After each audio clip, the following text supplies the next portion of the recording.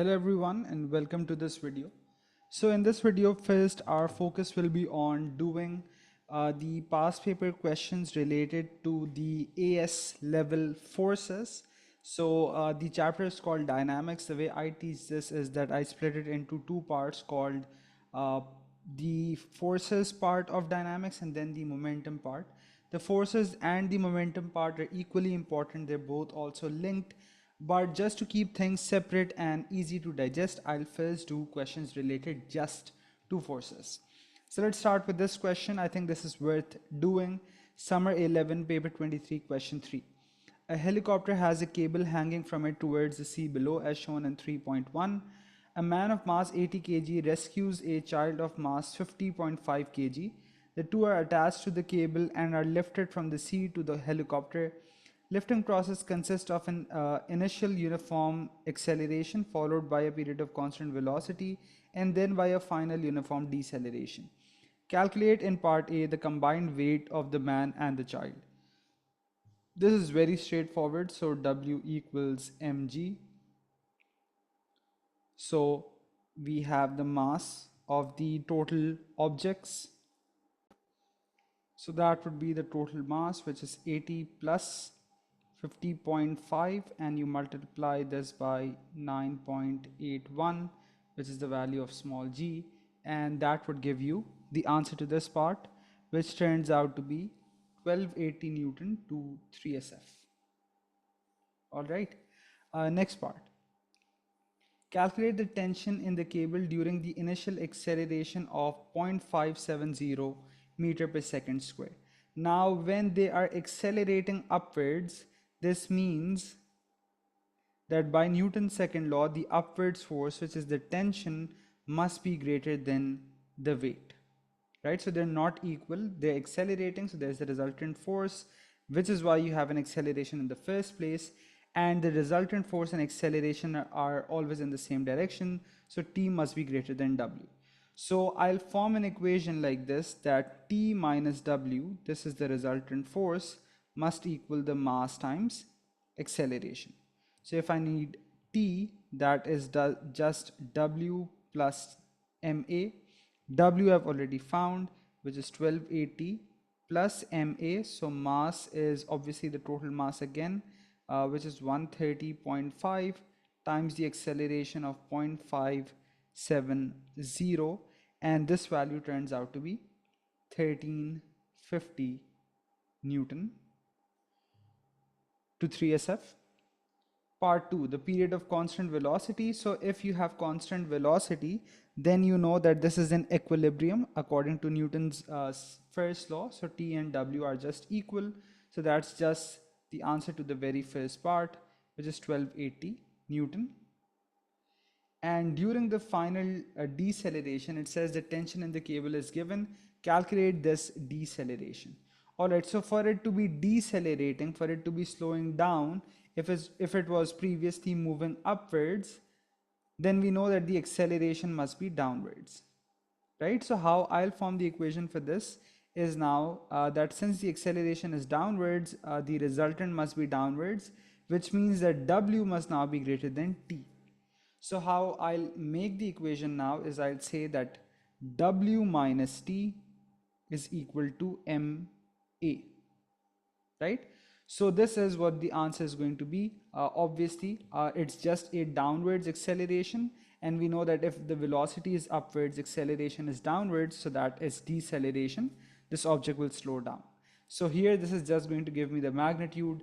So weight was 1280, tension is 1240, mass is 130.5, and I can just find A, which is the acceleration downwards, and this value turns out to be 0.31 meters per second square. D part 1, calculate the time over which the man and child are moving with uniform acceleration. So now I need the time, right? So for the time, how can I find the time? Is because it says here that this is the initial acceleration, right? And then it reaches this constant velocity. So it starts from rest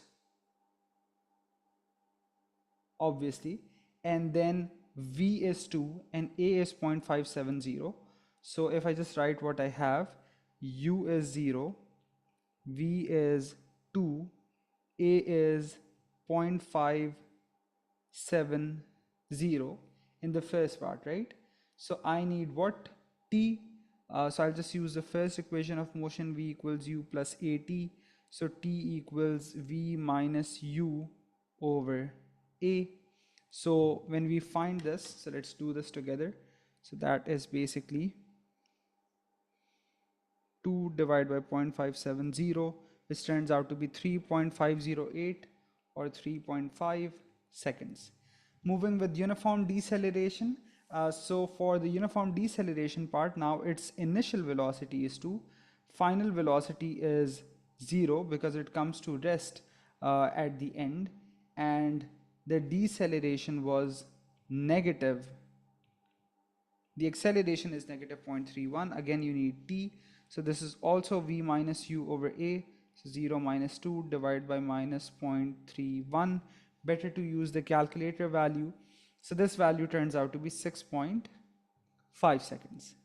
Now in the last part, it says the time over which the man and the child are moving with constant velocity is 20 seconds.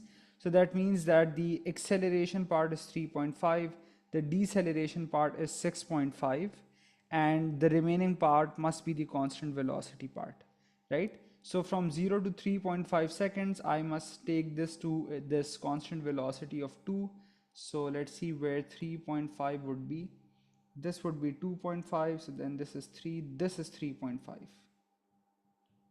right? So here it reaches a speed of 2.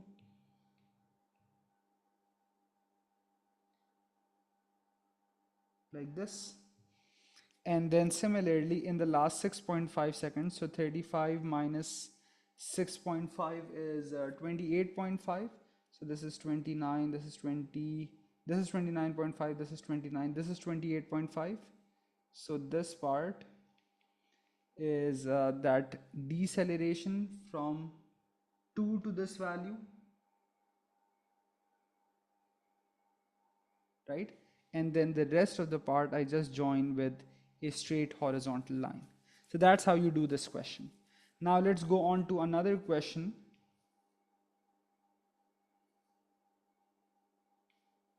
Which is worth doing. This is also a good one. Has ideas regarding the inclined slope at work here. So a motor drags a log of mass 452 kg up a slope by means of a cable as shown in 2.1. So this is the start and finish position of the log. The slope is inclined at 14 degrees to the horizontal, all right? And then it says, show that the component of the weight of the log acting down the slope is 1070. So this is the mass. Remember that the component down the slope, that's the sine component. So the component that I'm looking for is basically mg sine theta. So mg sine theta, mass is 452, small g is 9.81 into sine of 14 degrees, and the answer must be this value. All right, so that is the first part of this question. The log starts from rest. A constant frictional force of 525 Newton acts on the log. The log accelerates up the slope at 0.13 meter per second square. So this force acts down the slope. There's also friction, and since the object accelerates up the slope, the friction also acts downwards, right? So this tension in the cable must be greater than both of these forces down the slope for it to accelerate up the slope, right? So it says calculate the tension in the cable. So if I've thought about this beforehand, so I already know what the equation is going to look like. So tension minus the mg sine theta component, which I talked about previously, which is, what do you call it, 1070, minus the friction down the slope, which is 525, must equal ma, which is 452 was the mass, times 0.13, right? So from here, I just make the tension the subject of the equation, which turns out to be 1650 Newton to 3SF. The log is initially at rest at point S. It is pulled through a distance of 10 meters to point P. Calculate for the log the time taken to move from S to P. So I have the distance, I have the acceleration as well, right? So I have acceleration, which was 0.13. Also, I think this is pretty obvious, but still I'm going to say this. You can also see that the information that I'm using for B part 2 was not given in part 1, it was given in B. So because it's general information, it would apply to part 1 as well and to part 2 as well. So A is 0.13, the friction, the distance is 10 meters. It started from rest. So U is 0 and I need T, right? So what equation of motion do we use? S equals to ut plus half at square, with basically the ut term going away, right? So T is then just 2s over a under the root, right? So basically root 2 into 10 over 0.130, right? So this value turns out to be 12.4 seconds. The magnitude of the velocity at P, now this is also very easy. It's again another equation of motion, only this time I need V. And this is up to you whether you want to use V equals U plus AT or you want to use V square equals U square plus 2AS. Both will give you the same answer. So V square equals U square plus 2AS. Let's say if I use this, again U goes away. So V equals root 2AS. So 2 into 0.13 into 10 under the root, and this value turns out to be 1.6 meters per second. The cable breaks when the log reaches point P. On 2.2, sketch the variation with time of the velocity of the log. The graph should show V from the start at S until the log returns to S. All right. So initially I know what's going to happen is in the first stage, this object basically accelerates, right? So it accelerates and reaches some positive velocity. If anybody is curious, I am using this sign convention that up the slope is positive, and I need to because this is a velocity time graph, right? What's going to happen after this? Now the cable breaks when the log reaches point P, right? So now it's reached point P, and this is what the acceleration was, which was basically as a difference of these forces. Now when this breaks, so that means there's no more tension, right? So if I think about the resultant force in this case, so that's 452 times 0.13, whatever this turns out to be. Let me also just calculate this for reference. So 452 times 0.13 is 58 newtons. So it was just accelerating upwards because of this resultant of 58 newtons up the slope.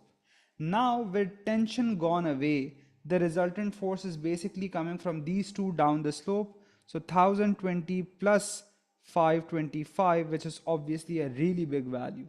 So really big force, and that's down the slope. So I'll take that as negative if I took up the slope as positive. And this is also going to produce a really big acceleration. So if this is where it breaks, so now it's going to decelerate very fast, right? So probably a value like this. And also I know that the cable breaks when the log reaches point P, right? So when it's going to come back down, it's obviously going to be moving much faster than whatever velocity it had gained here, right? So another thing I should take care of is this, that if I, for example, made this graph like this velocity should be much greater, right? Because here it would be moving much faster because it would be accelerating down the slope much faster than whatever it sped up to. right? So that's the idea for this one. So this is also a pretty technical question, had kinematics as well as dynamics involved. Let's look at a couple of other questions. All right, let's also do a question related to terminal velocity. Another really important concept links together ideas of kinematics as well as dynamics. First part, define acceleration, very straightforward, rate of change of velocity, or another possible definition is change in velocity over change in time. State Newton's first law of motion. So you can also say the forces uh, version of it, which is that a body continues at constant velocity unless acted on by a resultant force, or an object at rest stays at rest, and an object at constant velocity continues until or unless acted on by a resultant force, or the momentum part of it, which I just feel is a bit more elegant. So momentum is constant unless or until a resultant force acts. Either or is perfectly fine. Unless the examiner says something like this that expressed in terms of forces, then you would have to write the other one. Otherwise, you can also write this in terms of momentum.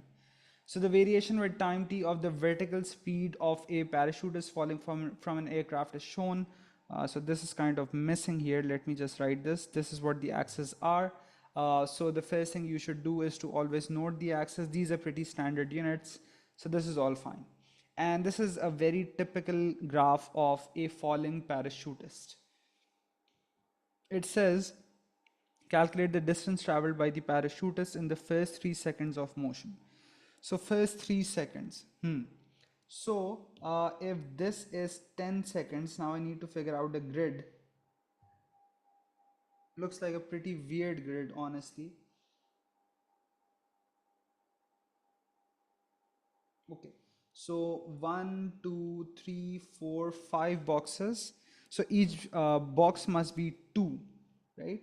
So what I'm thinking is this is 2, this is 4, this is 6, this is 8, and this is 10, right? So 3 is, if this is 2 and this is 4, so 3 is right in the middle here.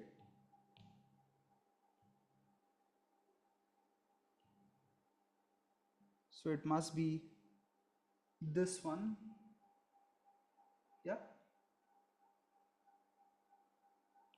like this. So pretty neat triangle here. The base is 3, height is 30, so area is the distance in this case, which is half into 3 into 30, right? So this turns out to be 15 into 3, which is 45 meters. Part 2, explain the variation of the resultant force acting on the parachutist from 0 to 15 seconds. Right? So 0 to 15 seconds, I have to explain the variation of the resultant force. So this is basically the stuff from O levels. We know this.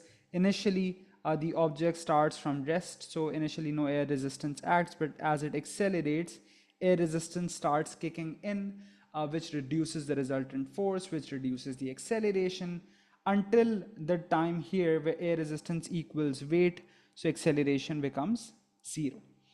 Anyway, the question does not ask about speed, it just asks about the variation of resultant force. So let's just keep this really short and sweet. So we'll say that the resultant force initially is just the weight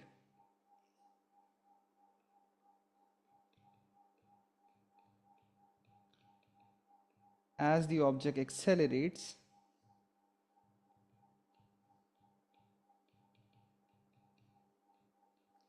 The air resistance increases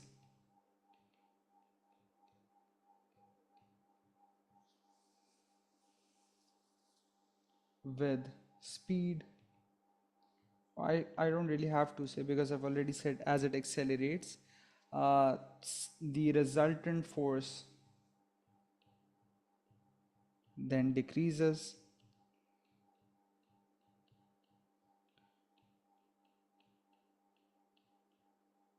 since it is basically equal to weight minus air resistance. And now the point regarding point C, when weight equals air resistance,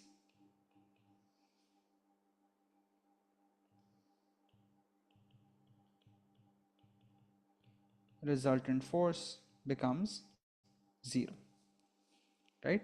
Also in your answer, what is acceptable is using like minus signs, equal to signs. Strictly speaking, this is not a good practice to have. You should write it out, but just to save time, I've written RF instead of resultant force. Describe the changes to the frictional force on the parachutist at t equals to 15 seconds. So at t equals to 15 seconds, which is point C, what are the changes to the frictional force? Right, so you have to describe the changes to the frictional force on the parachutist at t equals to 15 seconds, right? So both of these are for 1 mark. So I'll just say that at 15 seconds, because now you might also remember that this is basically the point where the parachute opens. So at t equals to 15, as the parachute is opened, the frictional force increases. This is not a, what do you call it? Explain question, so I don't have to say why. I've just said that it increases. And between 15 and 22, what happens? So 15 is this point and 22 is E basically, if I'm not wrong, right? So what happens between 15 and 22? So you can see that from 15 to 22, your acceleration is constant, right? Not all the way, but till D, acceleration is constant because acceleration is the gradient, and that means the resultant force is also constant, right? So the resultant force is also constant. This means that, all right, yes, this object is decelerating, that's true, but that's basically because acceleration is opposite in direction to velocity. But here in this case, the idea is that since the acceleration is constant, the resultant force is constant, so the frictional force must not be increasing. The frictional force is initially constant,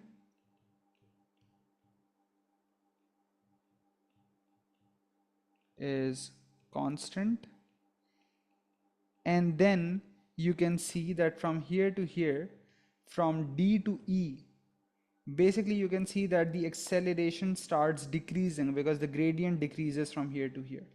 So you would say that because the gradient is decreasing, the resultant force is decreasing, and you might know that for the parachutist, the air resistance initially at a point like this is much greater than the weight, right? So the resultant force decreasing means that because of the decrease in speed, basically, the air resistance starts getting smaller. So you would say the frictional force is constant and then decreases, right? So it's constant from C to D and then it decreases from D to E. Part 4. The mass of the parachutist is 95 kg. Calculate for the parachutist between 15 and 17 the average acceleration. Alright, so average acceleration, very straightforward, V minus U over T. So I just need these points now. So V minus U over T. Yeah. So this is basically U, which is 50. V is this point, which is 20, right? And that happened in 2 seconds from 15 to 17, yeah. So V is 20, U is 50, and T is 2. So minus 30 over 2 is minus 15 meters per second square. To the average frictional force, right? So I know that acceleration between these points, as I just also wrote above, that's constant. So in this case, we know that the acceleration basically being negative means that it's upwards, right? Because the object was falling downwards, but acceleration is upwards, right? So acceleration being upwards means that air resistance is greater, and it's pretty similar to one of those questions we did, and weight is less, right? If I just draw a small diagram here, so this is air resistance, which is much larger than the weight, which is why this acceleration is also upwards, and that is what basically this negative sign here shows. So this is equal to ma. R is what I need to find. So R equals W plus MA. So W is, I can also write this as mg plus MA. So I can also write it like M common, G plus A, 9.81 plus 15, right? So yeah, I just basically add these. Let me do this in the calculator. 9.81 plus 15 times 95, which is 2356, or I can say 2360 newtons to 3SF. So these were a couple of questions related to forces. I hope that this was useful for you guys, because this is something that I feel like a lot of people have problems with. So any questions you guys have, any suggestions you have, just let me know in the comments below. Like this video, share this with your friends who are also studying for the exams, and subscribe to the channel, because I'll be uploading a lot more very soon. I know I haven't been very regular recently, but that's going to change soon, inshallah. So see you until next time. Allah Hafiz.